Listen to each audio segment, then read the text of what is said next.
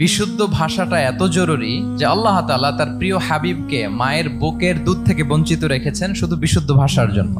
একজন মানুষ সর্বপ্রথম কোন জিনিসের প্রেমে পড়ে জানেন? কথার প্রেমে পড়ে। কথার ধরন, কণ্ঠস্বর, তার অ্যাটিটিউড, তার শব্দের জাদু, এটা মানুষের হৃদয়কে জয় করে ফেলে। তো রাসূল সাল্লাল্লাহু আলাইহি ইসলামের এই এলোকোয়েন্স ছিল। তিনি বলতেন আল্লাহ তাআলা আমাকে সর্বমর্ম বাচন ভঙ্গির অধিকারী করেছেন। মানে উনি যেটা বলতেন এটা ছিল very precise in wording but comprehensive in meaning. এটার যে দোতনা, এটার যে appeal to the heart of the people, to the heart of the listener, এটা অসাধারণ। মানুষের হৃদয়কে জয় করে ফেলতো। আল্লাহু আকবার। তিনি এমন ভাবে কথা বলতেন, কথার মাঝখানে মাঝখানে পজ দিতেন, মানে একটু থামতেন যাতে করে শ্রোতারা বুঝতে পারে। এত চমৎকার করে ওনার প্রেজেন্টেশন ছিল, বক্তব্য মালাগুলো ছিল, ফলে যারা শুনতেছে ইজিলি মুখস্থ করে ফেলতে পারত। রাসূল সাল্লাল্লাহু আলাইহি ইসলামের সবচাইতে বড় ভাষণটি ছিল বিদায় হজের ভাষণ, খুব সম্ভবত। ওই ভাষণের টেক্সট গুলোকে যদি একসাথে করা হয়, আমার মনে হয় 10 মিনিটের বেশি লাগবে না ওই টেক্সট গুলো পড়তে। তার মানে সবচাইতে বড় যে ভাষণ ওনার, ওটা